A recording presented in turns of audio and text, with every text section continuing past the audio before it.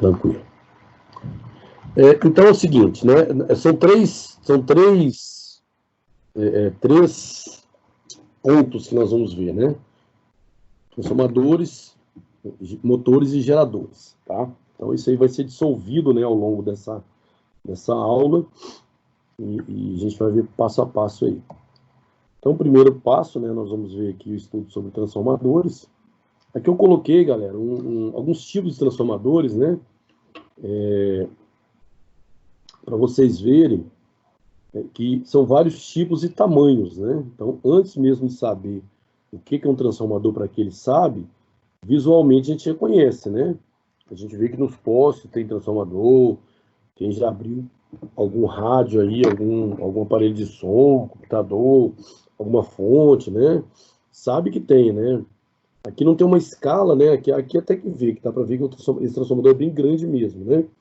Mas não tem uma escala. Esse aqui é um transformadorzinho de laboratório, né? Só para testes. Mas vocês veem que vocês têm bobinas, né?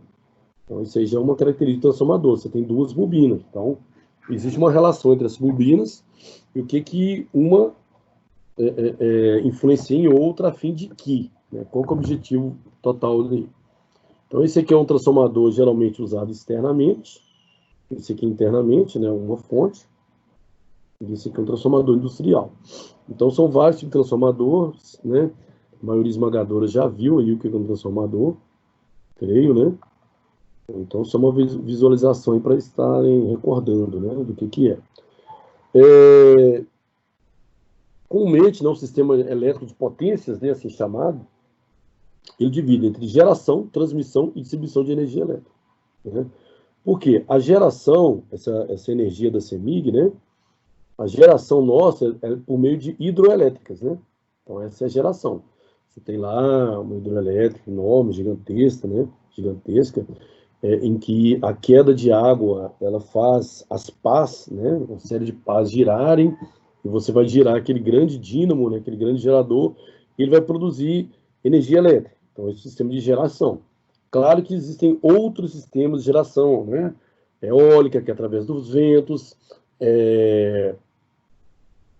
solar, nuclear. Então existem vários tipos de geração, né? Biomassa, e por aí vai, tá? A transmissão, né? Quer dizer, como que essa energia sai lá da hidroelétrica ou de onde for que ela esteja sendo gerada e vai chegar até uma estação, né? Para a estação fazer a distribuição, né? Para as indústrias, para as residências, para o comércio e etc, né?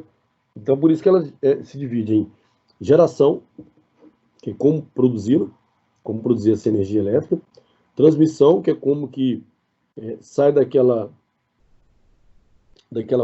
ponto, né, de geração, de onde ela foi gerada, e distribuir para outros pontos, e como que isso agora vai ser distribuído. E a lógica da distribuição também tem a transmissão, claro, né? E aí, faz um resumo sobre isso, né? Depois vocês dêem uma lida no material conforme eu já falei com vocês, né? Deixa eu ver se tem alguém chegando, só para admitir aqui.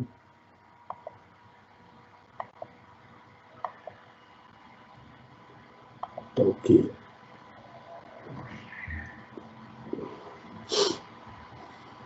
Tá ok.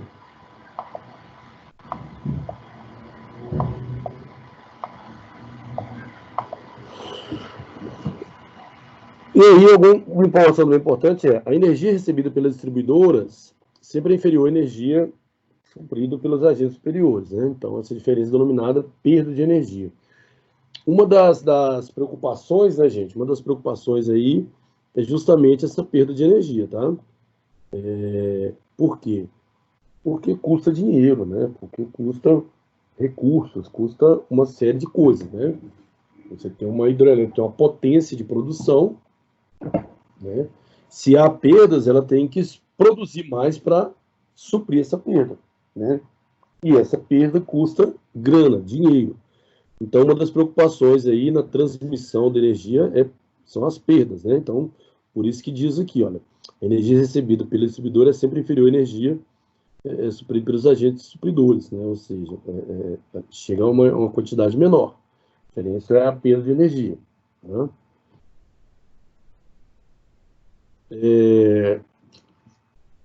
Como são essas perdas, né? Então, a principal perda aí, que vocês conhecem, chamado efeito Joule, né? Porque você tem as resistências, né?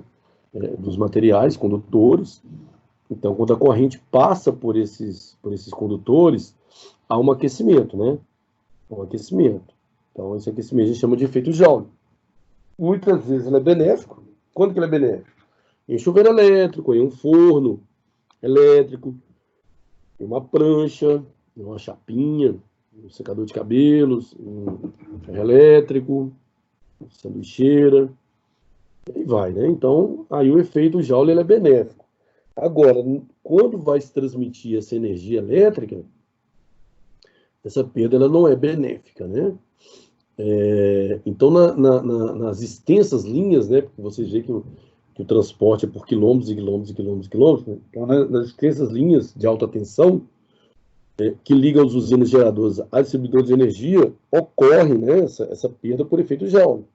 Então, nós sabemos o seguinte, aqui, ó, que a resistência elétrica, ela é dada, por ρ vezes comprimento sobre área. Então, se eu pegar um condutor qualquer, um fio, né, esse ρ depende do material, né? Resistividade elétrica. Então, se é de cobre, existe uma resistividade elétrica para o cobre, se ele é de alumínio, etc. Esse L é o comprimento aqui, ó, o comprimento L, ó. E esse A é a área aqui, ó, dessa seção transversal. Então, quer dizer, quanto maior essa área, menor a resistência. Mas eu não vou produzir fios com a bitola, né, aquela área ali, né, uma bitola muito grande. Por quê? Se eu faço fios com bitolas muito grandes, eu vou ter um custo altíssimo com o material, né? Eu vou ter alguma coisa muito pesada, eu vou ter que investir na resistência dos postos, ou seja, não vale a pena, né, aumentar a bitola para reduzir a resistência. E ali o L é o comprimento. Quanto maior o comprimento, maior a resistência. Então, quer dizer, quanto mais longe a minha hidrelétrica está, a minha usina geradora está da distribuidora, então, maior esse fio, maior a resistência elétrica, maior será essa perda por efeito Joule, né? Só para ter ideia, olha só, as perdas são proporcionais ao quadrado da corrente que flui. Então, tudo que é proporcional ao quadrado, ele cresce rapidamente, né? Exponencial. Então, escolhendo-se um nível de tensão de transmissão que seja autossuficiente para que as correntes sejam menores possível. Então, qual que é a solução disso? Coloca uma tensão bem alta, né? Olha só, lembrando aí da primeira lei de Ohm. Tensão é igual a resistência vezes corrente, né? Então, a resistência é constante, né? Vamos dizer assim. Claro que é uma pequena variação de acordo com a temperatura, né? Ela tende a piorar, né? Tende a aumentar. Considerando constante. Se eu aumento, eu vou aumentar minha tensão, né? Vou colocar assim, eu vou elevar minha tensão para reduzir minha corrente, tá? Eu vou ter altas tensões e pequenas correntes. Para quê? Para eu ter baixa perda, ok? Qual que é a principal finalidade do transformador? Tá? Transformador. Então, essa palavra aqui, ó, conversão, é importante para a gente, tá? Então, a finalidade é converter potência elétrica em corrente alternada, de um nível de tensão e potência elétrica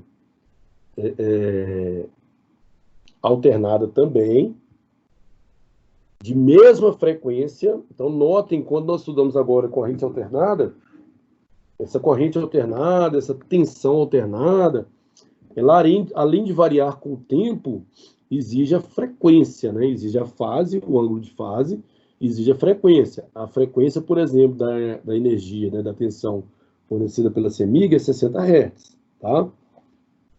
Então, o transformador, ele vai transformar uma tensão de um nível para uma tensão de outro nível.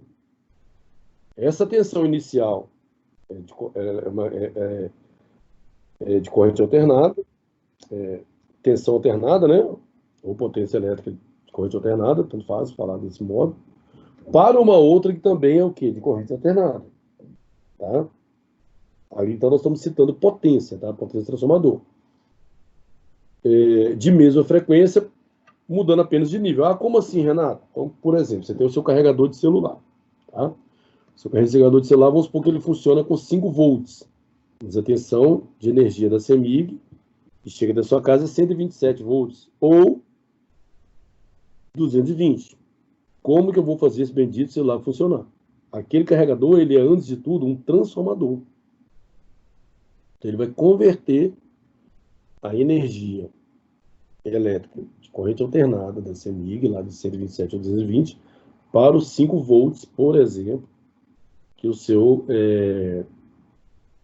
celular precisa. Tá? Ele transforma corrente alternada para corrente alternada. Só que os circuitos eletrônicos, eles funcionam à base de corrente contínua.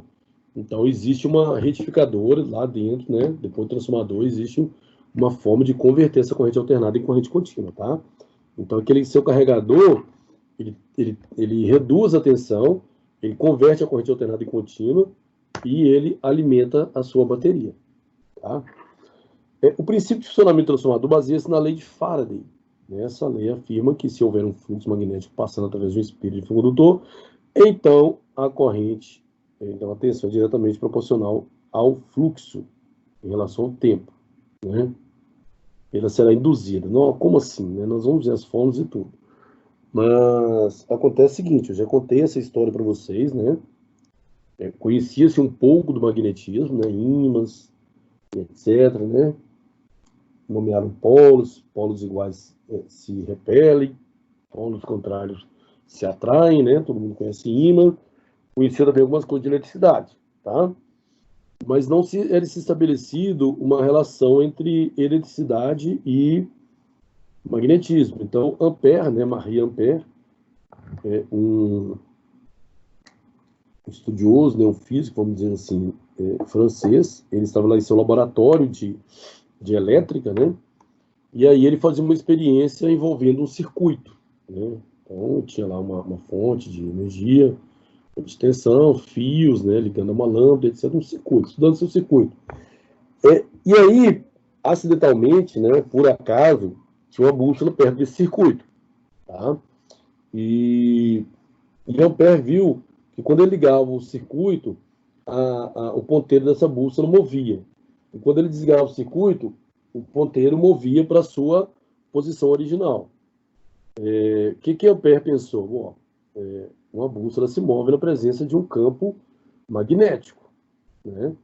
Então, se ela está se movendo porque há um campo magnético. E começou a estabelecer correlações. Aí ele, outros vários estudiosos, como Faraday, né, o Michael Faraday, que é considerado o pai da engenharia elétrica, eles estabeleceram essas relações. Então, um campo elétrico variável, ele pode gerar um campo magnético variável. Tá? Então, isso aí foi a união da eletricidade com o magnetismo, formando-se, então, uma única área chamada eletromagnetismo.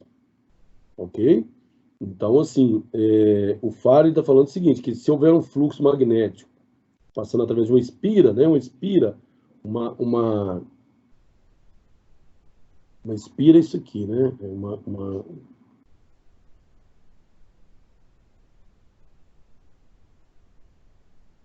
Tá? Então, entra uma corrente aqui, ela passa aqui e sai aqui, por exemplo, tá? Isso é uma espira. E aí você vê que o bobinamento, né? O bobinamento de um motor, de um transformador, ele é formado por uma série de espiras, né? Formado por uma série de espiras. Então, o Faraday está falando o seguinte, que um fluxo magnético, né? Um fluxo magnético provocado por um ímã, um eletroímã, o que seja, passando através de uma espira. Então, uma tensão diretamente proporcional à taxa do fluxo, quer dizer, se varia o fluxo, a corrente também vai variar. Em relação ao tempo, será induzida. Será induzida. né? Então, não precisa haver contato. Só de você variar o campo magnético, ele faz com que os elétrons desse condutor, né? Então eu tenho um condutor e tenho um campo magnético variável. Esse campo magnético variável, ele faz com que os elétrons se movimentem. Os elétrons se movimentam só sob a ação de um campo magnético. Ou seja, esse campo magnético variável, que é o fluxo, né, do Faraday, ele vai gerar um campo magnético variável que vai fazer com que os elétrons se movam, ou seja, vai criar uma corrente elétrica, né? Por outro lado, na experiência lá de Ampère, né, o seu fluxo de elétrons, né, gerava um campo magnético variável, e esse induzia um campo magnético variável, fazendo com que a bússola o detectasse, né? A palavra induzida, gente, é porque não há contato, tá? Por exemplo, você tem um circuito, né? Vamos pegar aqui um pequeno circuito. Essa parte introdutória, gente, ela é muito importante para vocês entenderem os princípios físicos antes de entender os princípios matemáticos, tá? Então, por isso que é um pouco de delonga na explicação. Então, supondo que eu tenho uma fonte, né?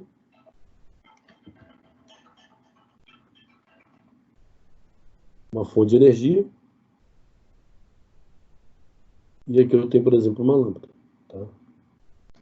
O circuito está bem feio, bem avacalhado. Só um minuto. Vamos tentar de novo. Então, aqui eu tenho uma fonte de energia. Tá?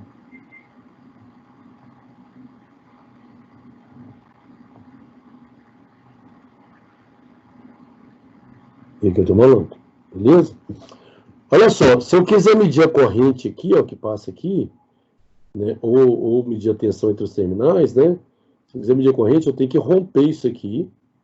Tem que romper aqui, olha, esse fio aqui, ó. E colocar aqui um amperímetro, né? Porque a corrente ela tem que passar pelo amperímetro, passar dentro dele para ser medida.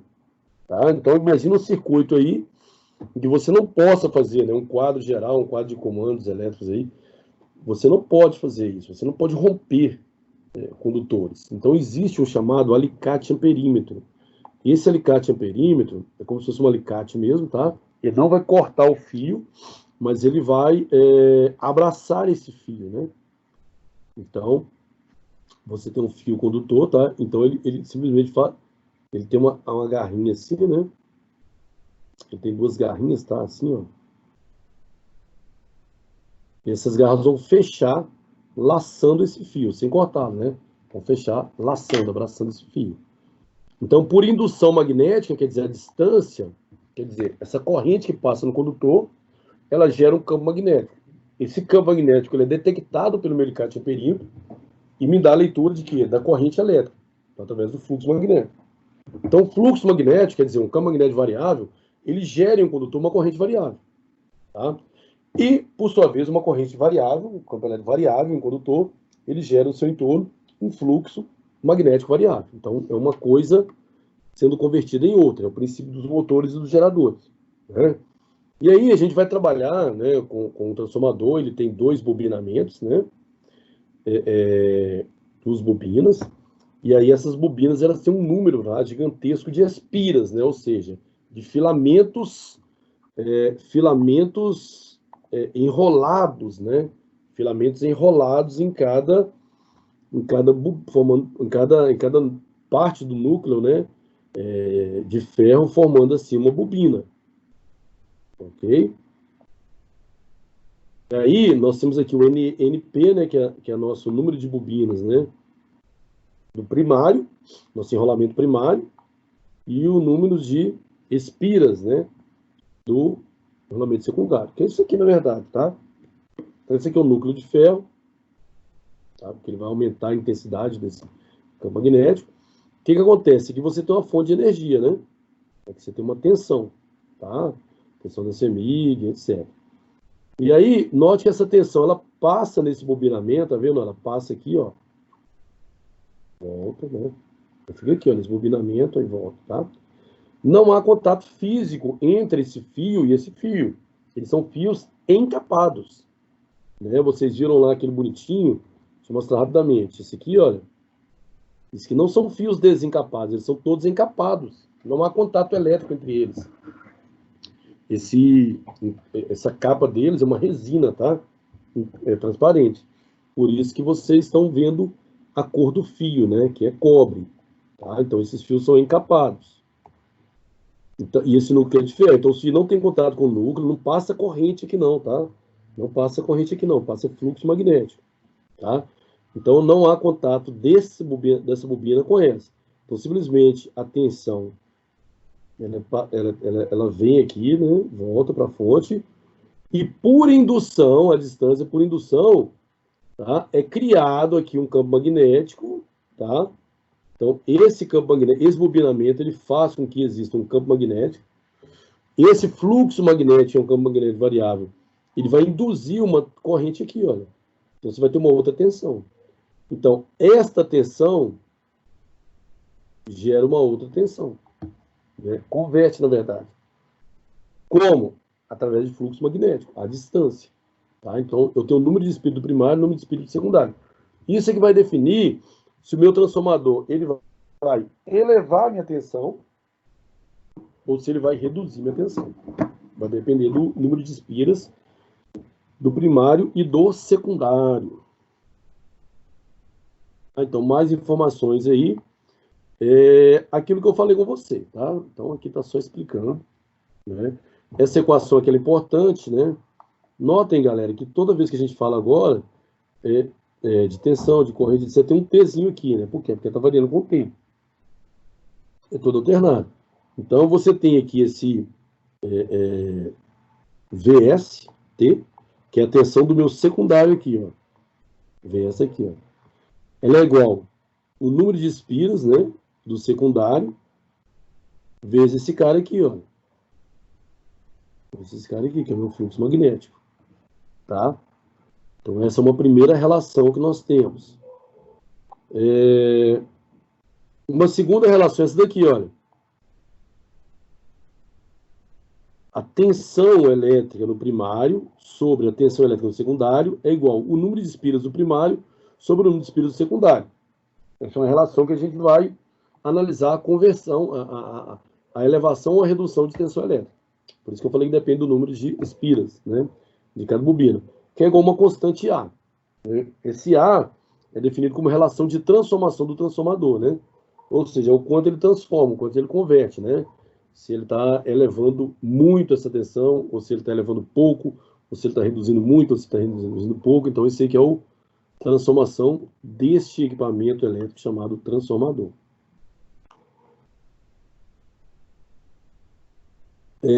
Nós vamos estudar, então, primeiro, o nosso chamado transformador ideal. Né? O que é um transformador ideal, gente? É aquela coisa idealizada, né? Sobre certas condições. Né? Então, o transformador ideal é um transformador que você vai utilizar, você vai fazer os cálculos, mas você não vai considerar as perdas. Simplesmente isso. Por que há perdas? Quem já pôs a mão no transformador sabe o quanto ele é quente, por exemplo. Tem calor, meu filho. Tem perdas, é corrente. Perda de corrente ali, você está perdendo corrente por efeito Joule, sendo transformadas em calor. Então, há vários tipos de perdas, tá? Então, no transformador ideal, a gente considera que não há perdas, né? Ok? Então, aí nós temos algumas medidas, né? Corrente do primário, corrente do secundário, tá? Essa relação que nós tiramos aqui, olha, quando você multiplica cruzado, ela chega aqui, ó, tá? Ela chega aqui, né? Só que aqui agora em termos de corrente, não em termos de tensão, né? Porque você pode fazer relação de tensão de corrente do modo que você precisar utilizar, tá bom? Então, nós temos essa relação, ou ainda isso aqui, né? Que é uma outra relação que nós temos aqui, olha, que a tensão e a corrente funcionam de forma inversa, né? Então, aqui, ó, tensão do primário sobre tensão do secundário é igual a A. Então, corrente do primário sobre corrente do secundário é igual a 1 sobre A. Inverso, né? Por que lá é A, por que é 1 sobre A? Porque tensão e a corrente funcionam de formas inversas, né? Ao inverso, quer dizer, se eu aumento a minha tensão, eu diminuo a minha corrente. Lembra que eu falei agora há pouco na questão das linhas de transmissão para haver menos perda, né? Porque o efeito Joule vai depender da corrente, e não necessariamente da tensão. E aí, em termos de grandezas fasoriais, nós estudamos o que é um fasor, né? Nós temos essas duas relações aqui, tá? Que nós vamos precisar. A relação de Spira do transformador ideal afeta as magnitudes. Quando fala magnitude, gente, são os valores, né? Então, a tensão de 127 volts, qual que é a magnitude? É o 127, é o valor dela, tá? Então, a relação de Spira do transformador ideal afeta as magnitudes das tensões e correntes. Quer dizer, o relacionamento de Spira vai falar, eleva a tensão, abaixa a tensão, aumenta a corrente, abaixa a corrente, tá? Então, por isso que ele fala que ela afeta a magnitude. Esse é o objetivo, né? Mas não os seus ângulos. Então, aquele ângulo de fase, ele não é mudado. Portanto, os ângulos de fase, ou fase, simplesmente de fase, né, de tensão primária, tensão secundária, corrente primária, corrente secundária, são iguais. De modo que as equações, né, 3.2 e... eu não numerei elas, não.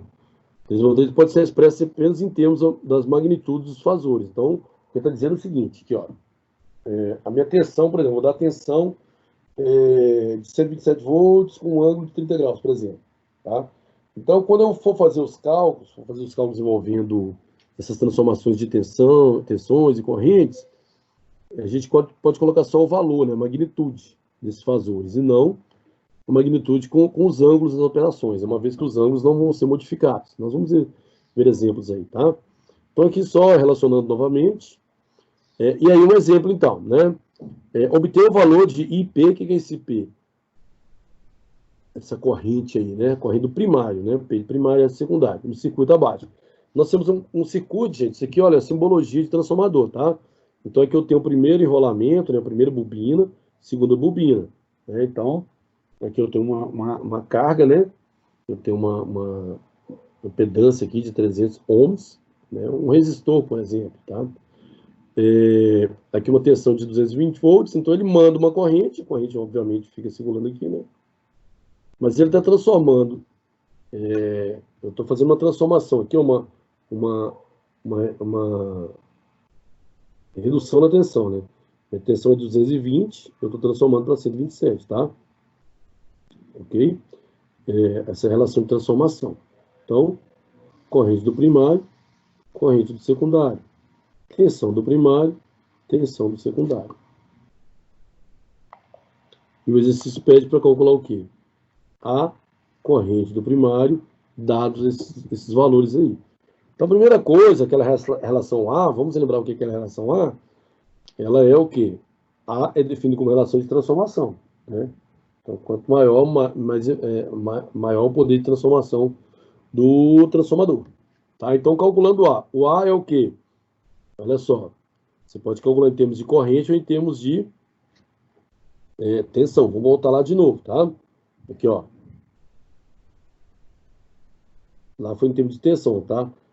Tensão do primário sobre tensão do secundário é igual a A. Ou seja, A é igual a tensão do primário dividido pela tensão do secundário, né? Então, A é igual a tensão do primário dividido pela tensão do secundário. Porque aqui eu tenho, aqui, ó, tá vendo? Então, o meu A é 1,732. Beleza? Depois, né, nós vamos fazer os demais cálculos. Então, considerando que a tensão da fonte como VP, que é a tensão do primário, tá? O ângulo aqui, que é a fase zero, então, considerando o primário, que é 220 volts, vou colocar só ela, né, já que a fase não interfere. Por que eu consegui 220 volts aqui, ó? Que é do primário, né? Tá aqui, ó. Pode-se calcular a tensão igual a tensão sobre a carga Z, né? A tensão sobre este elemento aqui, né? Igual. Então, aqui é só mudando a relação, tá, gente? A relação é o quê? Tensão do primário sobre tensão do secundário é igual... Opa, secundário é essa, né? É igual a... Como eu quero tensão do secundário, Então, tensão de secundário é igual, ele vai multiplicar cruzado aqui, ó. Né? Ele vai para o lugar do A e o A volta para o lugar dele. Então fica o quê? VP sobre A. Que é isso aqui, ó. Opa. Que é isso aqui, ó. VP sobre A. Como o VP nós já vimos que é 220, está aqui. Sobre o A, que é 1,732, foi calculado lá em cima. Tá? Então, fazendo essa divisão, a tensão é o quê? 127. Nós já sabíamos, né? Obviamente. Então, a corrente IS vale. Bom, que fórmula é essa daqui, olha? É a lei de Ohm, né? Para a corrente alternada, lembra? É a impedância, a tensão vezes corrente, tá? Então, corrente é o quê? Tensão sobre a impedância Z aqui, né? A tensão é 127, a impedância é 300, tá aqui, ó. 300, 127. Quando eu fizer a divisão, 127 dividido por 300, 0,423. Então, é a minha corrente no secundário. Então, a corrente aqui no secundário foi calculada, tá? Mas ele está querendo a do primário. Então, a corrente do primário é 0,423 amperes. Aí, a do secundário é o quê? Aquela relação. Qual que é a relação? Corrente do primário sobre corrente do secundário é igual a 1 sobre A. Como eu quero a corrente do secundário, multiplicando cruzado aqui, olha, como que fica? Aliás, eu quero do primário, não do secundário, não. Do primário é igual, só multiplicar aqui, ó, IS sobre A, que é isso aqui, ó. Corrente do primário é igual a corrente do secundário sobre A. Corrente do primário, calculei aqui, ó, do secundário calculei aqui, ó, 0,403. O A é 1,732, está calculado aqui, ó. Então, a corrente secundária é o quê? 0,244 amperes. Olha só a fase, as fases são todas zero. Então, note que esse transformador, ele pegou uma tensão de 200, ele pegou uma tensão... o transformador pegou uma tensão de 220 volts e converteu para 127 volts. A corrente de chegada, que é do primário, é 0,244 amperes, foi para 0,423 amperes. Né? Então, ele reduziu a tensão, ele baixou a tensão e elevou a corrente. Né? Mais uma vez aí, não falei com vocês que é inversamente proporcional, tensão e a corrente? Ok? Então, gente, esse é o princípio básico do transformador. Esse é o transformador ideal, tá? Entendendo ele, naturalmente vocês conseguem entender melhor demais partes do conteúdo, claro, né? Bom, o que acontece? Agora, o autotransformador. O que é esse autotransformador? Né? Então, contextualizar aqui. Ó. Muitas vezes, pequenas elevações de tensão podem ser necessárias devido à queda de tensão que ocorre em pontos do sistema de potência, que estão muito distantes dos geradores. Né? Então, você tem que recuperar essa tensão. Tá? Então, houve uma perda, uma queda de tensão, você tem que elevar, colocar o valor que ele estava antes. Só que não é muita coisa, né? São pequenas correções. Tá? Nessas circunstâncias, seria extremamente dispendioso, né, caro, e, portanto, desnecessário, utilizar um transformador com 2 enrolamentos, cada um especificado para aproximadamente a mesma tensão, né, porque é uma pequena correção. Então, não precisa de transformador. Em vez disso, utilize um transformador especial, caracterizado pela conexão elétrica entre os rolamentos primários e secundários, denominado autotransformador. Então, o autotransformador ele é um transformador? Sim, só que ele funciona de uma forma diferente, né? E ele não é dispendioso, né? Caro como o outro, porque a finalidade deles são pequenas correções. Tá? Então, nós vamos ver uma figura, né, de um autotransformador elevador, quer dizer, ele vai elevar a tensão, né? Então, também a relação entre de número de espiras, né? A relação do primeiro enrolamento e a tensão do segundo é dado pela relação de espiras, como no outro. Porém, a tensão na saída do autotransformador é a soma da tensão do primeiro enrolamento mais a tensão do segundo. Tá? Então, o fator de conversão não é aquele tensão do primário sobre tensão do secundário igual ao número de espira do primário sobre o secundário. A relação é outra. Né? A tensão na saída do transformador, né, VS, do autotransformador, é a soma da tensão do primeiro enrolamento com o do segundo. Né? O primeiro enrolamento, chamado enrolamento comum, a sua tensão aparece em ambos os lados do transformador, ao passo que o enrolamento menor é denominado enrolamento em série, porque ele está em série com o comum. Tá? Então, vou demais para trás. Isso aqui, olha. Esse é o modelo de um transformador. Então, ele fala aqui, ó, comum, enrolamento comum. Então, você tem um enrolamento aqui, olha, série. Esse aqui é de série, tá? Então, o S sozinho é secundário, o S é série. Porque eles estão em série, tá vendo? A tensão de saída, como falou, né? Você tem a tensão de entrada, a tensão de saída.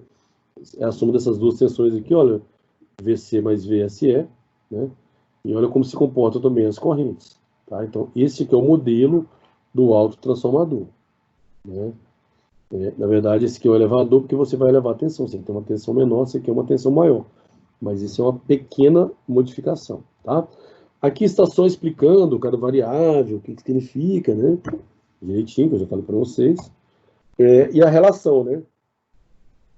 A relação, tá vendo aqui, olha, tensão em B sobre tensão em A é igual número de espiras do comum sobre o número de espiras do série comum, tá? Aqui, ó. Tensão em B sobre tensão em A é NC sobre a soma, né? Porque no final vai sair a tensão somada, né? Então, essa aqui é a relação, tá? Isso aqui é pelo fato de estarem em série. E notem que IB sobre A eu só inverti, né? Aqui, ó, aqui é NC sobre NSE mais NC. Aqui é NSE mais NC sobre NC, tá? Então, eu só fiz uma inversão com relação a isso aqui, ó. Conforme eu já falei, tensão e corrente, elas atuam de forma inversas, né? Então, nas fórmulas também, é só você inverter, tá bom? Os autotransformadores possuem isolamentos primários e secundários eletricamente conectados. Aí, olha só, note que os transformadores convencionais, né, são os mais caros, aquele primeiro que nós estudamos, um bobinamento está longe do outro, né? Ocorre, você aplica uma tensão você aplica uma tensão no primário, essa tensão, por meio de um fluxo magnético, vai definir uma tensão aqui no secundário. Não há contato, tá? Não há contato em transformadores convencionais. Já no transformador do autotransformador, há contato entre as bobinas. Então, essa é a diferença, né? Tá vendo? Há contato elétrico entre elas. Ok? Então, não é por indução. É por queda ou elevação, mas com contato físico. Ok?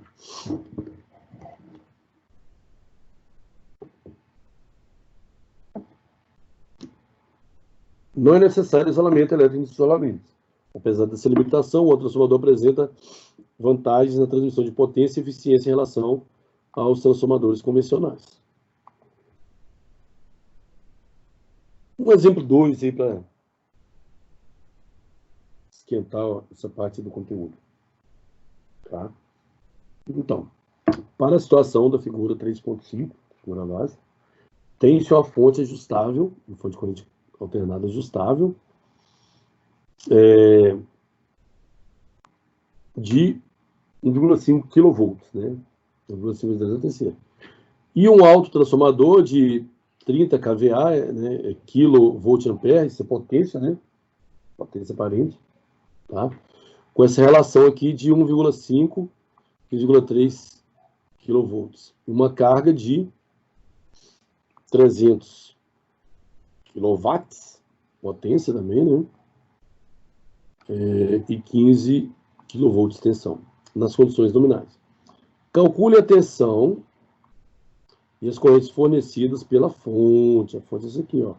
Qual que é a tensão e a corrente que ela fornece, tá? Então, primeiro, essa relação do autotransformador, aqui, ó, VB sobre VA, que é 1,5 sobre 15,3. O 10 a terceira é quilo, tá? Então, primeiro, essa relação aqui é para obter o nosso A, né? Que é um fator de transformação, poder de transformação do transformador, tá? Então, dividindo isso aqui. Depois, VA,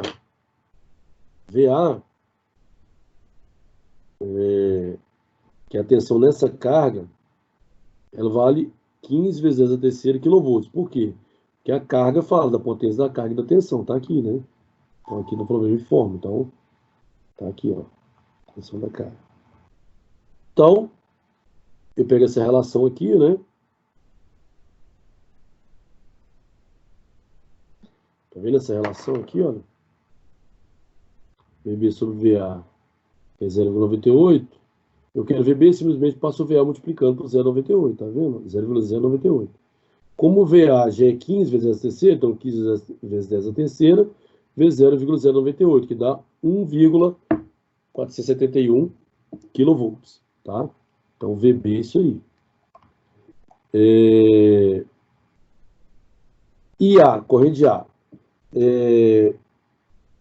Essa fórmula aqui, gente, é como se fosse a primeira lei de Ohm, tá? Então, a primeira lei de Ohm é o quê? Não, desculpa, não é a primeira lei de Ohm, não. Nada a ver. Vamos lá.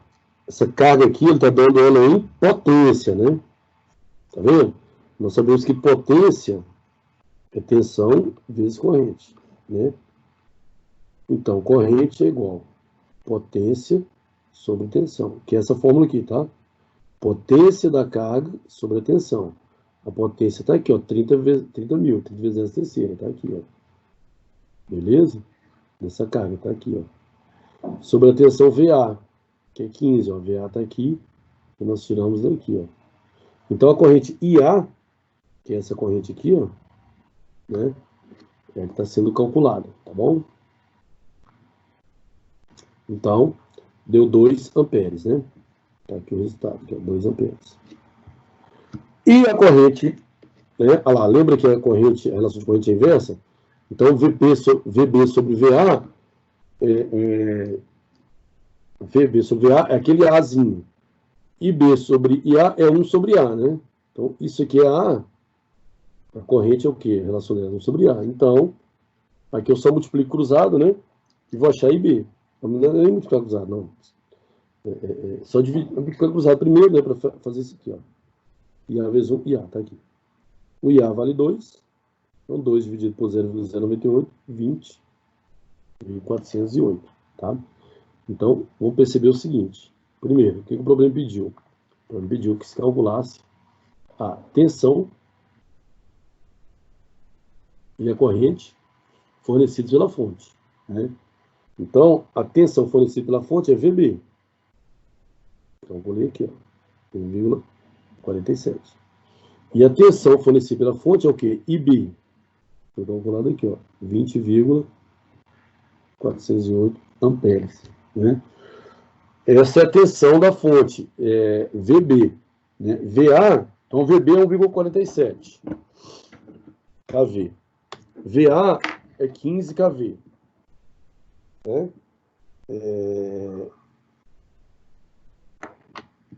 Aqui tem um lance aqui, ó, que colocou aqui 15 vezes 10 a terceira, porque é 15 kV, né? Só corrigindo aqui, ó, 15 kV. Se ele colocou 15 vezes 10 a terceira, não tem esse K não, só V, né? Você fala 15 kV, então quer dizer, de VB para VA, houve uma elevação, né?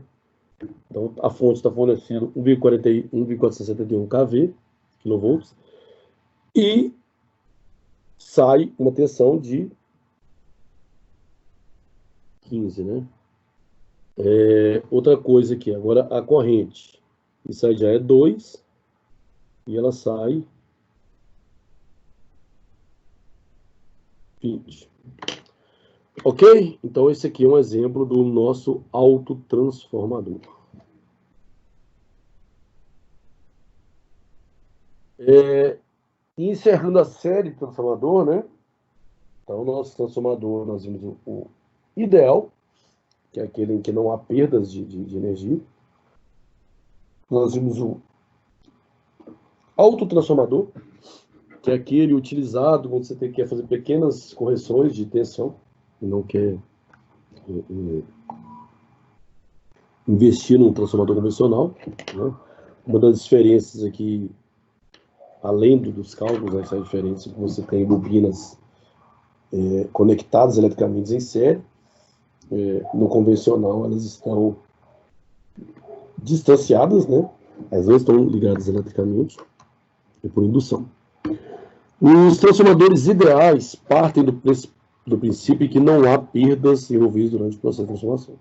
Infelizmente, a situação não apresenta o caso real, né? Claro. E, portanto, qualquer modelo exato de transformador deve levar em consideração todas as perdas envolvidas nessa operação. Então, aqui nós vamos listar quais são essas perdas, tá? Vamos listar aqui. Perda nos enrolamentos. Então, a perda no enrolamento, gente, esse aqui, olha, potência, né? Igual a R ao quadrado. É a perda por efeito Joule, né? Então, há aquecimento, igual eu falei para vocês, para um transformador, tanto que ele está quente. Né? Tanto no primário quanto no secundário. Então, é fácil visualizar o seguinte, a energia ela não é criada nem destruída, ela é transformada, convertida. Tá? Aquele calor não surgiu do nada, com uma mágica. O calor é energia. Então, uma outra energia foi transformada nesse calor. Qual? Elétrica. Então, parte da energia elétrica do transformador, ela foi transformada em energia térmica. Então, perdas por efeito Joule. Fluxo de dispersão. Parte do fluxo magnético escapa do núcleo do transformador e não contribui para a indução no enrolamento secundário. Claro, né, gente? Não tem como se isolar isso. Você tem o núcleo lá, né? Que é o núcleo do transformador, que é o núcleo de ferro, tá? É ali que vai passar o fluxo magnético para fazer a indução, né, da tensão e da corrente, tá? Só que ele não vai servir, aquele fluxo magnético não serve apenas ao enrolamento primário e secundário, não. Parte dele não está fazendo nada, né? Está sendo pedido. Mas, para existir esse fluxo, você tem que aplicar energia. Então, parte da energia ela é desperdiçada no fluxo magnético que não é aproveitado. Perdas por histerese. Corresponde à energia necessária para a orientação dos chamados domínios magnéticos, durante o processo de magnetização do núcleo. Né? Essa questão da histerese, gente, é quando você faz duas curvas, tá? Você está num ciclo, tá? Você faz uma curva para ida do ciclo, uma curva para retorno do ciclo, tá? Se a curva da ida coincide com a curva da volta, histerese zero. Se a curva da ida não coincide com a curva da volta, você tem uma área formada, uma região entre as duas. Aquela região se corresponde à histerese. Tá? Então, por exemplo, quando eu pego, por exemplo, vou esticar uma borracha, e aí eu vou aplicar uma tensão nessa borracha e vou analisar como que é a curva do alongamento dessa borracha, tá? Como que é a curva do alongamento. Depois, quando eu for reduzindo as cargas aplicadas, eu vou medir a curva de volta, né? Da redução dessa borracha até o tamanho normal. Se a curva de ida é igual à curva de volta, histerese zero.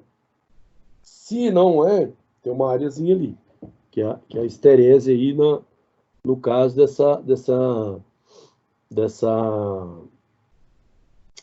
estudo da borracha, né? E isso pode estar traduzido o quê? Com a absorção de energia da borracha nesse estica e volta. Aí você imagina, por exemplo, você tem uma indústria, você tem máquina que vibra, né? Há um torno mecânico, uma máquina qualquer lá, uma fresa que está vibrando. Aí você vai colocar cálcios aqui para poder absorver essa vibração. Então você pega uma borracha em que vai ter essa curva de histerese alta. Por quê? Ela vai pegar essa vibração, essa energia de vibração, e não vai transmitir para o solo. Ela vai simplesmente transformar essa vibração em outra energia, né? Uma parte em sonoro e uma parte em calor mesmo. mas sem comprometer o sistema, tá? Então, a esterese magnética, ela acontece também. E com essa esterese magnética, há perdas, né, de energia. Por quê? Porque no processo de imantação, quando você tem ímã, você tem os chamados domínios magnéticos, tá? É como se fosse assim. Pegue um prego, tá? Você pega um prego e tenta atrair um outro metal com ele, uma colher, por exemplo, ou um outro prego. Pega um prego, coloca perto de outro prego. Não atrai. Aí eu pego esse prego, deixo ele em contato com o ímã. Coloque coladinho no ímã. Deixa lá um tempo, sei lá, 2, 3, 4, 5 dias na semana. Tá? Depois desse prego em contato com o ímã, eu vou agora conseguir atrair clips, atrair outro prego, porque eu imantei esse prego.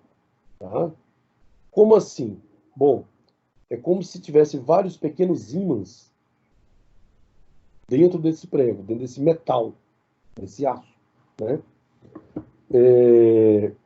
E aí, só que cada um numa orientação. Então, esses pequenos ímãs que estão dentro desse prego, então, né, hipoteticamente, eles são todos orientados. Então, o campo magnético total é nulo.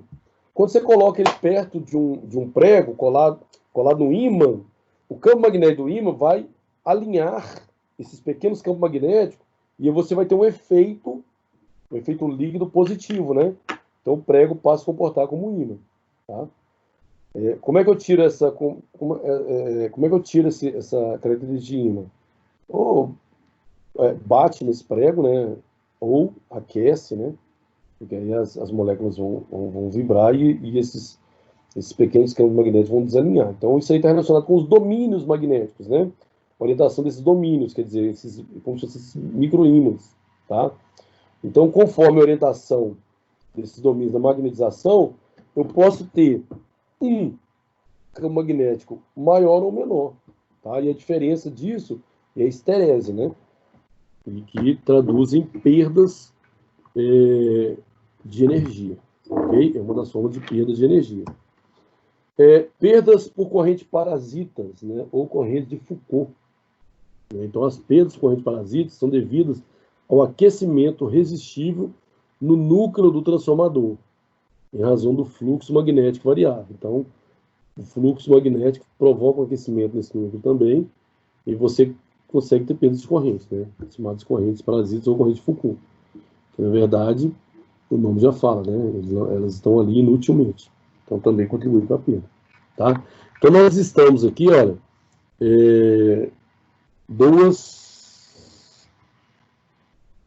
quatro tipos de perdas, tá? Então, todas devem ser levadas em conta. Devem ser levadas em conta. Então, a figura abaixo ilustra um modelo que leva em consideração todas as perdas supracitadas. Basicamente, o modelo da figura corresponde ao transformador ideal, conectado a parâmetros, né, resistências e reatâncias, que representam os fenômenos físicos que ocorrem durante a operação do dispositivo. Tá? Os parâmetros do modelo, né, o modelo são definidos a seguir.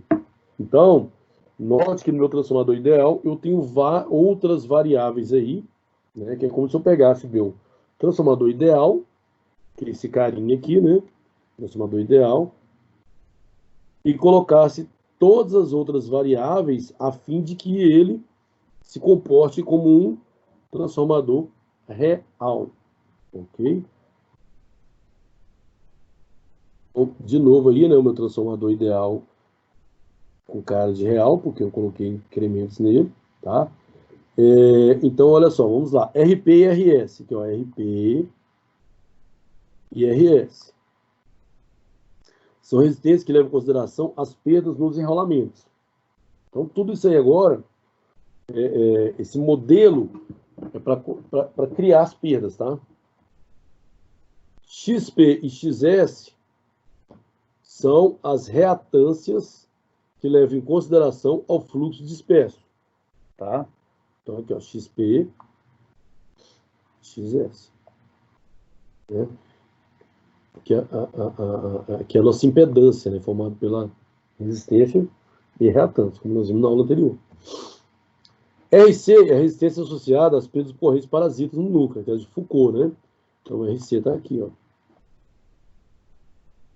XM é a reatância que leva em consideração a magnetização do núcleo.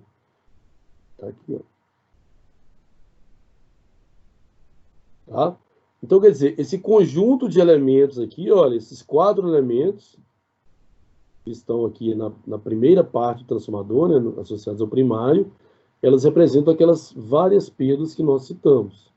Tá?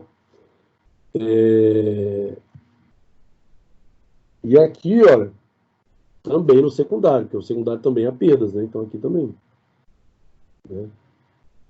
Como está citado aqui, ó, RP, RS, que é primário, secundário. Reatância primária, reatância secundária. Tá certo? É possível, né, implicitar o transformador ideal do modelo dessa figura 3.6 lá atrás, né? Modelo transformador ideal, referindo-se os parâmetros RS e XS, né?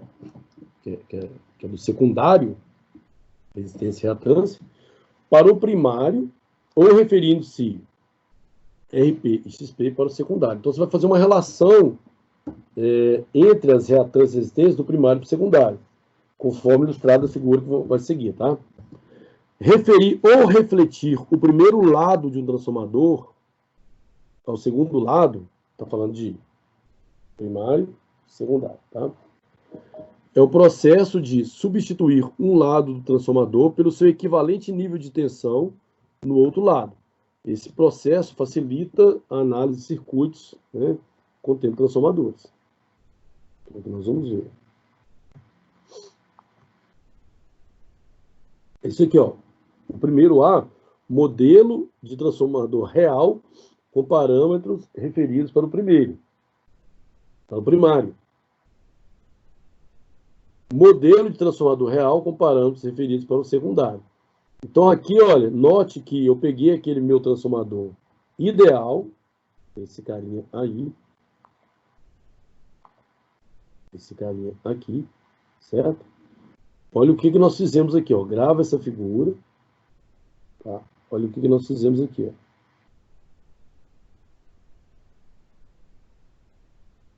Certo? Ó.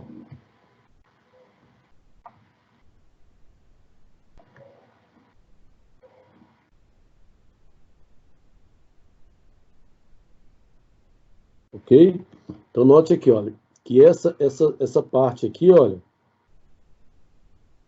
ela está idêntica lá no outro, olha, vejam bem. Não tá aqui, ó, essa parte aqui está idêntica, ó. Primário. O que mudou aqui? O secundário. Então, por isso, ó, modelo de transformador real com parâmetros referidos para o primário. Agora, nesse aqui, olha o secundário. Bom, só aqui, tá? Desculpa, deixa eu apagar aqui.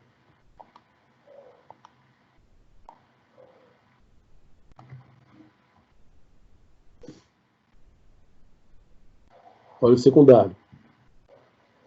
Aqui, ó. Não muda, né? Mudou o primário, certo? Então, se eu pegar essas duas partes aqui, olha, essas duas partes aqui, eu vou chegar naquele modelo lá, ideal, com essas perdas, tá? Então, esse aqui mudou o primário, o secundário não. Mudou o secundário, primeiro não. Então, o modelo transformador real, com parâmetros referidos para o primário. Agora, as referências. O segundo aqui, o B, modelo transformador real, com parâmetros referidos para o secundário. Então, mudamos o primário, os referidos ficam no secundário, tá? Então, isso tudo aqui, é o que nós vamos ver no próximo exemplo, é o que facilita, né? Não parece, mas facilita os cálculos aí no transformador ideal, tá bom? Ressalte-se ainda que reatância, né, em C, resistência em C e reatância em M, formam o chamado ramo de excitação, o qual é localizado depois de RP e XP. Tá? É isso aqui, ó. RC e XM. Esse aqui é o chamado ramo, é um ramo, né? Ramo de excitação. É localizado depois desses caras aqui, ó. MPXP. Ok? Ó. Vamos de estação. Isso se deve ao fato que a tensão realmente aplicada ao transformador é a tensão de entrada menos as quedas de tensão internas do rolamento primário. Note também no modelo que para o modelo do transformador, na figura 3.6, que o modelo do transformador real, né, no ideal isso aqui é igual, né? A proporção. No real, não. Não é essa proporção direta. Justamente ele já fala aqui, ó. Isso se deve ao fato que a tensão realmente aplicada ao transformador é a tensão de entrada menos as quedas. Então aquela proporção não funciona dessa forma. Agora nós vamos ver um pouco sobre motores. O que acontece? O motor, né, como é que o motor funciona? Ele precisa de um ímã e de uma bobina, basicamente, né? E aí você fornecer energia a esse conjunto bobina e ímã, né? Vamos dizer assim, grosso modo. Aqui tem uma parte, né, chamada campo girante, né, produção de campo girante. Eu vou detalhar algumas coisas aqui, mas novamente eu peço a vocês que façam a leitura aí, né, porque a leitura vai dar um refinamento melhor para vocês em questão de conceitos, né, vamos dizer assim, tá? Então, o modelo da máquina, né, que é esse produção de campo girante, na verdade, aí, né? Esse modelinho aqui, tá vendo? Tem um modelinho animado aqui, trifásico, né? Você tem as 3 fases aí, você tem as 3 ondas, né? Você vê um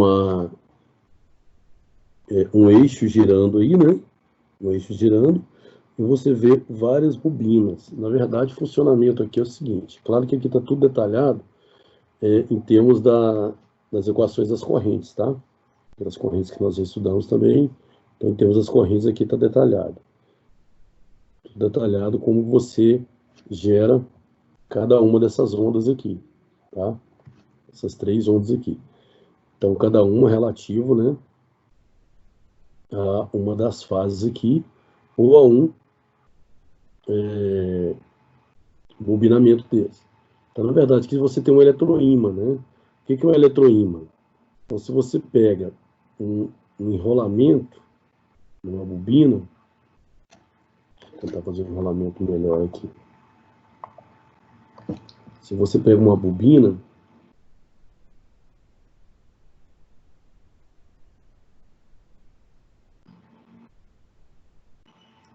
e você aplica uma tensão aqui, né? Essa bobina, ela vai criar um campo magnético aqui, tá? Ela vai criar um campo magnético. Aí, conforme a corrente que você vai aplicar o sentido, você vai ter o norte e o sul, tá? Se você coloca um núcleo de ferro aqui, um prego, por exemplo, né, um material metálico, você aumenta a intensidade desse campo. Então, você tem aí um eletroímã, né? Você tem um eletroímã. E esse eletroímã, ele vai variar o polo conforme a variação da corrente elétrica, tá? Então, na verdade, aqui nós temos eletroímãs, né?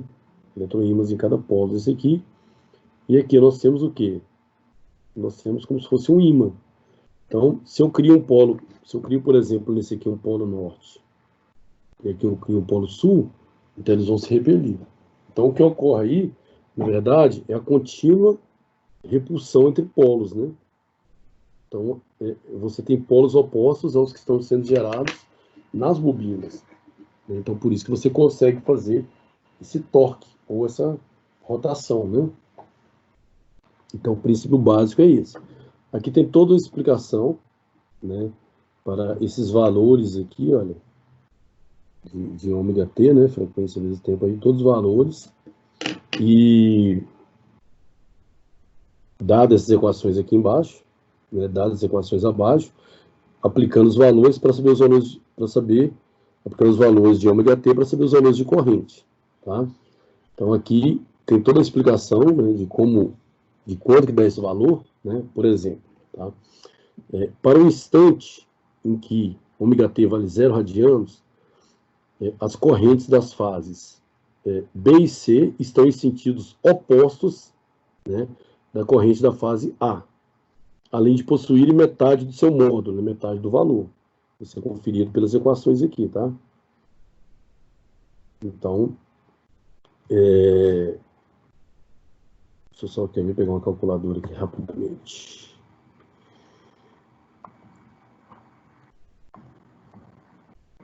Vou fazer a calculadora.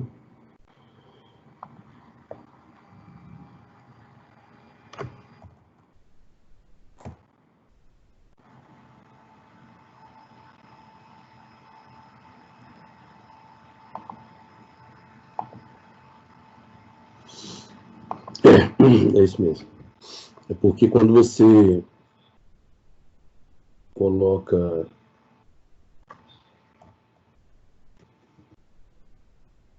ômega T valendo 0 radianos, então, só fazer uma aqui, tá? Depois vocês acompanham. Substituindo aqui, olha. Então, quando eu colocar 0, aí eu vou ter o quê? Cosseno de 0 é 1. Então, corrente máxima vai ser, corrente em A vai ser o quê? IM vezes cosseno de 0 é 1 vezes 1. Né? Então, o IA vai dar IM. Aqui no caso, cosseno de 120 vai dar meio, né? Então, ou menos meio. Então, aqui vai ser você vai ter menos meio IM e meio IM. Ele quer dizer em módulo, a corrente de B e C, como ela vale meio IM. Meio ou menos meio, né? Uma é meio, outra é menos meio. Mas ele fala módulo, então é número sem sinal. Então, quando você tem IB e IC valendo metade da corrente máxima, e aqui vale corrente máxima, então por isso que ele fala que a corrente de B e C é a metade. Né? Aqui, ó. Bom, para o instante, né, ômega T igual a 0, para o instante em que ômega T igual a 0, né, radianos, as correntes das fases B e C estão no sentido oposto das correntes da fase A, tá? Além de possuírem metade do seu módulo. Né? O sentido oposto aqui também, você pode ver por esse gráfico aqui, né? É questão de conferir qual que é o sentido delas. E também na equação, claro. Como resultado, há um campo magnético instantâneo, cujo polo norte encontra-se nas partes superior e o polo sul na parte inferior do estator. Aqui. Para o instante, aí vai, vocês vão calculando, né? Para o instante, ômega T 2π sobre 3, né? A gente sabe que o π, no caso, é 180, né? Então, por 3, 60 vezes 2, 120. Então, aí você jogar lá 120, esse aqui vai dar meio, aqui vai ser 120 mais 120 dá 0, então o cosseno vai dar 1. Você substitui os valores, né? As correntes das fases B mudam de sentido e magnitude em relação à situação no instante que ômega T era 0. Agora a corrente está entrando na fase B e saindo na fase C. Né? Como resultado, o polo norte do campo magnético deslocou-se 120 em relação à situação do instante ômega T igual a 0. Então aqui ele vai falando do quanto que vai haver, de quanto, né, que é o deslocamento desse campo magnético, certo? Então, dê uma lida com detalhe aí, segue passo a passo, depois o que ele está falando é resumido numa tabela, tá vendo? Quando ele fala do A, né, quando está entre 0 e 2π, lá ele fala 0, por exemplo, aqui no IA você tem a corrente, e no IB você tem o quê? Metade dessa corrente máxima. Né? Aqui inverte. Né? E aí vai. Então, isso daqui vai mostrar como que vai ser gerado o campo magnético, como que ele vai estar em cada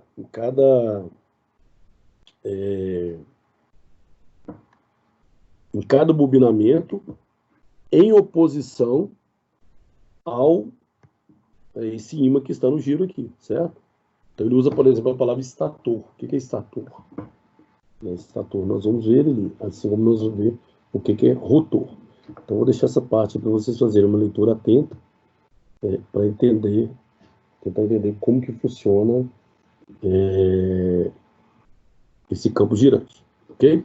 Então, conclui, portanto, que um campo girante, um campo magnético girante, ou rotacional, né, mesma coisa, de magnitude constante, né, o valor constante, que dá uma volta completa a cada ciclo de frequência, é produzido pelo efeito da corrente trifásica, percorrendo os rolamentos do estator, da máquina de indução. Isso, na verdade, é o princípio fundamental da máquina de corrente alternada. Então, ele está resumindo aqui, utilizando-se corrente alternada do sistema trifásico, como você consegue fazer um rotacional, né? Como você consegue fazer algo girar alternando campos magnéticos. O princípio fundamental de uma máquina de corrente alternada pode ser explicado da seguinte forma: se um conjunto de correntes trifásicas equilibradas fluir em um rolamento trifásico, ela produzirá um campo magnético girante de magnitude constante. Aqui, né, o motor de indução, aí são aquelas palavras que eu falei, que, olha, o que é o estator aqui, né? Estator, então, carcaça, tá aqui, ó, carcaça, que é toda essa parte azul aqui, o núcleo magnético, que é o 2, então o núcleo magnético, isso aqui vão ser o quê? Ímãs, tá? Ímãs. E o enrolamento trifásico, o 8 aqui, ó. Enrolamento trifásico, certo? Então, na verdade, quando ele fala do estator, é esse conjunto aqui. Esse conjunto aqui é o meu estator. Né? O rotor, né? Então, o estator é aquela parte que está parada, né? O rotor é o quê? Eixo, né? Aqui no 7, que é esse eixo aqui do motor, né? Que é o que vai ser girado, no final das contas, né? O núcleo magnético, esse aqui, ó, o núcleo magnético é o quê? É todo o meu enrolamento, todo o bobinamento, né? Barras e anéis de curto-circuito. Aqui, ó. Então, ele tem anéis aqui. E as outras partes, né? Tampa, ventilador, caixa de ligação, tampa defletora, terminais de ligação, rolamentos, né? Que são os mancais, né? Que tá vendo aqui, ó, que tem um rolamento. Tem um rolamento aqui e tem outro lá. São os mancais. Ok? Então, as partes do motor de indução. Mas nota que as partes principais aí são o quê? O estator, que é onde vai ter um ímã, e o rotor, que é onde tem a bobina, que é o que vai rotacionar, que é o que vai girar.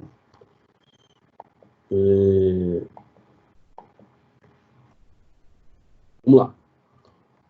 Então, o princípio de funcionamento de um motor de indução pode ser explicado da seguinte forma, né? Um conjunto de tensões trifásicas aplicadas em rolamento do estator.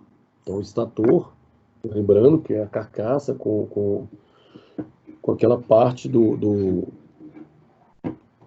de eletroímãs, né? Vamos dizer assim, de bobinas externas, né? Ali forma um eletroímã, tá? Então, ali que é aplicado o conjunto de tensões, resultando em um conjunto trifásico de correntes fluindo por ele. Essas correntes produzem um campo magnético, que gira em sentido anti-horário no entreferro, né? Entreferro, né? Que é a distância aí desse estator para o induzido ali.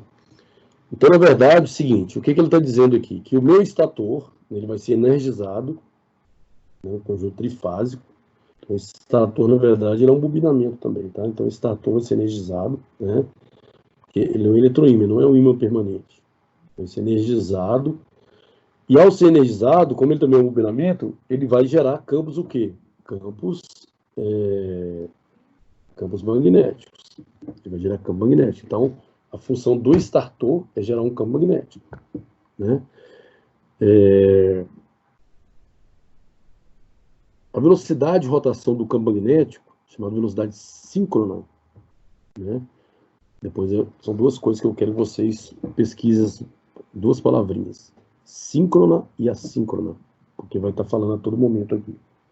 Então, a velocidade de rotação do campo magnético, né, velocidade síncrona, é dada por N5, né, que é 120 vezes FE sobre P.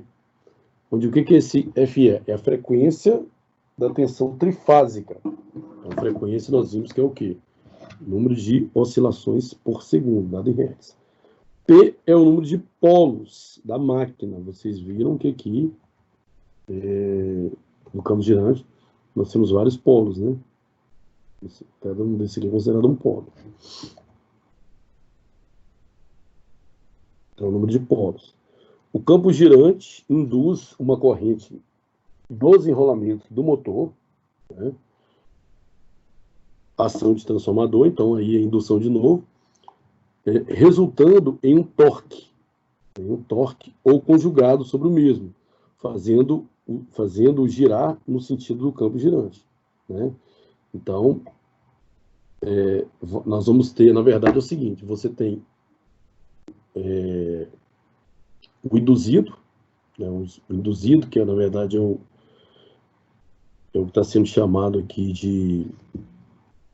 São os enrolamentos, né? Os enrolamentos, que é o startor induzido, que a gente considera só aquele núcleo, né? Vai gerar um campo magnético. E, aliás, o indutor, desculpa, tá, gente? O startor é o mesmo que o indutor.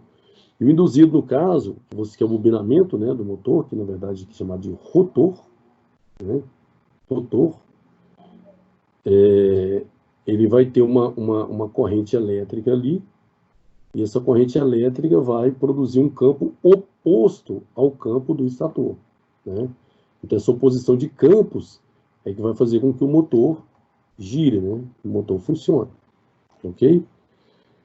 Na verdade, é o seguinte, deixa eu pegar um campo isso mais limpo aqui. Não é um exemplo agora, não, só vou mostrar para você. Aqui, na verdade, é o seguinte. Quando eu tenho aqui dois ímãs, vou colocar ímãs permanentes, norte e sul, né? Eu sei que eu vou criar um campo magnético aqui, tá? Campo magnético. Se eu colocar uma espira aqui, olha, coloco uma espira, né? E vai passar a corrente aqui. Então a corrente vai lá e volta. O que nós sabemos? Que essa corrente aqui vai gerar um campo magnético nessa espira, né? Essa corrente vai gerar um campo magnético nessa espira. E em oposição ao campo já existente aqui, né? Em oposição ao campo já existente, vai haver uma rotação, certo? Então o princípio básico de funcionamento é esse, né? Só que aqui, o motor, chamado motor por indução, é porque justamente nessa parte aqui, olha, né, o campo girante induz uma corrente nos enrolamentos do rotor. Induz uma corrente nos enrolamentos do rotor. Ação do transformador, resultando em um torque. Então, mas a verdade, o que ocorre são oposições de campos magnéticos, né? E essas oposições de campos magnéticos provocam a rotação aí, que é também chamado torque. Tá? Bora lá. Tipicamente, dois termos são utilizados para definir o movimento relativo do rotor, né? Então, esse movimento relativo do rotor ele tem dois termos. Por que relativo, né? Porque o movimento ele é sempre em relação a um objeto. Nós vamos ver o que é aqui. Então, primeiro, a velocidade de escorregamento, N, e o escorregamento, S. A velocidade de escorregamento do motor é a diferença entre a velocidade síncrona, voltando aqui, né? A nossa velocidade síncrona, então a diferença dela pela velocidade do rotor, né? Então, essa velocidade aqui calculada, velocidade 5, velocidade do rotor. Então, a diferença aqui, né? Velocidade síncrona menos velocidade do rotor. Em que N síncrono, né? Nós já vimos aqui, é a velocidade dos campos magnéticos e N, isso aqui está explicado aqui, né? Do campo girante. E Nm é a velocidade mecânica do eixo do motor. né? Porque aí, quando você fala do rotor, só voltando a figura aqui, né?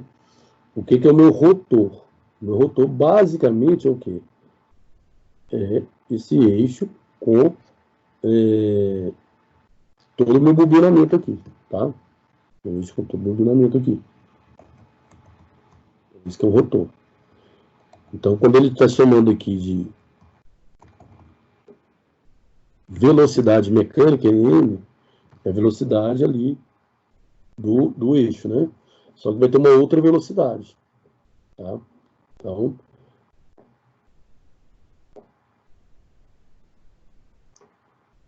ok? Então, velocidade de escorregamento é a velocidade assíncrona, calculado por essa equação, menos a velocidade do rotor, que é aquele conjunto lá, né? Que é a velocidade que você vai ver lá, né? O escorregamento é definido como a velocidade relativa expressa em uma base em porcentagem, né? O que é o escorregamento? É a razão, né? É a razão da velocidade de escorregamento, NESC, sobre velocidade síncrona. De novo, é aquela calculada. Então, é razão por 100. Então, sempre, como você está fazendo uma velocidade sobre a outra, né, você vai encontrar o quê? Um número decimal, né? Você multiplica por 100 só para sair em termos de porcentagem. E qual que é a unidade? Não tem, né? Porque se você usa uma velocidade lá, seja qual for a unidade, né, radianos por segundo, por exemplo, RPM, frequência, a mesma unidade você usa no numerador, você usa no denominador. Quando você cancela, só sobra o quê? O número puro, né? Ou seja, adimensional. Tá? Então, voltando, o escorregamento é definido como a velocidade relativa em uma base em porcentagem, S, a qual pode também se expressa em termos de velocidade angular. Então, vejam bem, eu posso calcular o meu escorregamento de duas formas, né? Através dessas duas velocidades, que é escorregamento e assíncrono, né? Ou através das minhas velocidades angulares. Velocidade angular de escorregamento e velocidade angular, ou frequência angular também, né? Síncrona. Beleza? Então, da mesma forma aqui, é só uma roupagem diferente, usando termos diferentes. Né? Então, vamos só recordar aqui. Nós temos velocidade de escorregamento. O que é velocidade de escorregamento? É a velocidade síncrona menos o NM, né? Que é a velocidade mecânica do eixo do motor. Tá? O que é o escorregamento? É um valor percentual que relaciona uma razão entre a velocidade de escorregamento e a velocidade síncrona. Vamos lá, então, dar um exemplo.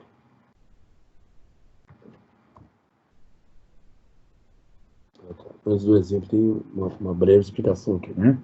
Então, da mesma forma que o transformador, o estator, né, de um motor de indução, induz a tensão no secundário, que é o rotor. Então, estator induz a tensão no estator, que é como se fosse o primário e o secundário do motor. Porém, a frequência neste último não é necessária a mesma. Né? Por exemplo, quando o NM lá, que é a velocidade do rotor, né? Está em 0 RPMs, RPM rotações por segundo, e a frequência do rotor, né? A frequência do rotor é igual à frequência aqui da tensão trifásica, né?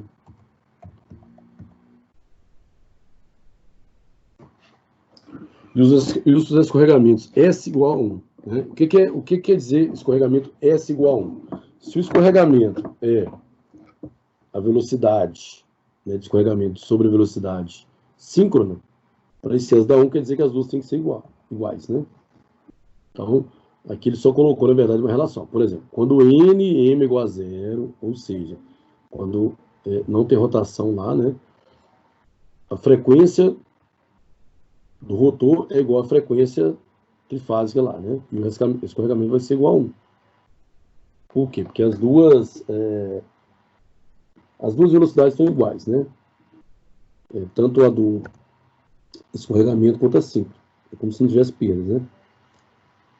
Então, quando as duas são iguais, então a frequência é igual a 0. Para qualquer velocidade entre zero e a velocidade síncrona, a frequência do rotor é diretamente proporcional à diferença entre o campo magnético girante e a velocidade do motor. Aqui é a nossa velocidade síncrona, né, e a velocidade do rotor. Então, vai ficar essa relação aqui, né? Então, isso aqui, na verdade, é a relação entre as duas frequências, certo? Então, substituindo-se as equações, né? Equação 3.4. Deixa eu ver se eu marquei aqui, se eu numerei.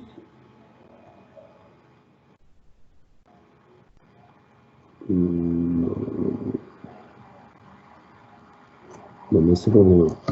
3.5, então, temos que a frequência do rotor vai ser essa aqui, então, né? Que é a frequência final do rotor? É número de polos por 120 vezes a diferença. Qual a diferença? Velocidade síncrona para a velocidade o quê? Do rotor. Que, na verdade, é quem? Quem que é essa diferença aqui? É a nossa velocidade de escorregamento. Ok? Então, a frequência aqui vai ser o número de polos do motor por 120 sobre vezes a velocidade de escorregamento, que é parecida com essa equação aqui, né? Então, só que aqui, olha só, essa equação é velocidade síncrona. E aqui é velocidade de escorregamento. Certo? Bom, então é meio um pouco confuso assim, mas depois você se acostuma. Então vamos lá no exemplo, tá? Então, o motor de indução, né, 320 volts e 20 HP. HP, né, gente, é o horsepower, é uma unidade de potência também, tá? Tem dois polos, só para relacionar, né, 20 HP dá 745, aproximadamente 745 watts. Então, 20 não, 1 HP aproximadamente 745 watts. Então, motor de indução, 320 volts, 20 HP, dois polos, frequência de 60 Hz. Frequência da CEMIG transmite para a gente. Ligação estrela, né? Nós vimos também. Tem um escorregamento de 8%. Olha só. O escorregamento, o S, né? Ele é percentual. Então, calcule a velocidade síncrona, a frequência no rotor e a velocidade do motor com carga nominal. Aqui vai ficar mais claro para a gente. Então, a primeira equação, né? Velocidade síncrona. A velocidade síncrona, ela é 120 vezes essa frequência aqui, né? Que é da tensão trifásica, né? Sobre o número de polos. Então, 120 vezes 60, tá aqui, né? 60 Hz.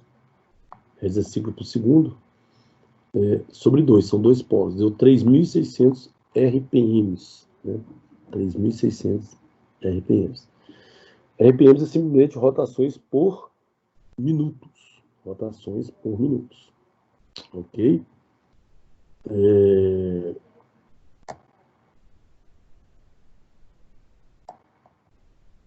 A frequência no rotor. Então, a frequência no rotor, ela pode ser determinada por essa equação aqui, né? Então, você pode deduzi-las dessas equações das anteriores aqui, né? Aqui, ó. Daqui, ó. A frequência no rotor é o S, né? Que é o escorregamento, vezes a frequência da tensão trifásica. Então, nós já calculamos o escorregamento, que dá 8%, ou seja, 0,08, vezes 60, que é essa frequência efetiva aqui, tá? Fornecida pela tensão. Então, frequência rotor, 4,8 Hz. E a velocidade no rotor, né? Velocidade no rotor, não. O que ele pede? Ah, tá. Velocidade no rotor com carga nominal, que vai ser isso é NM, né? Velocidade do rotor. Então, menos S, que é o escorregamento, vezes velocidade síncrona. Velocidade síncrona já calculei. Né? Calculamos. O escorregamento é dado aqui 8%, então 1 menos 0,08 vezes 3.600, que é o quê? 3.312 RPMs. Né? Então, aqui dá para vocês verem as relações de velocidades, tá vendo? Relações de velocidades. Se você reparar que é o 3.600 e 3.312, deixa eu só pegar a maquininha aqui, cadê minha maquininha? Só fazer a relação direta aqui, ó. Opa, sumiu.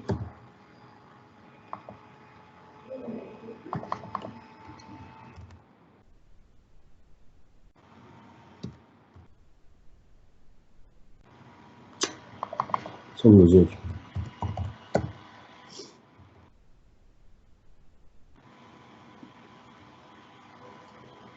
Isso aí. Então, quer dizer, essa grandeza, essa velocidade aqui, olha, do rotor, ela é 92% da velocidade síncrona, né?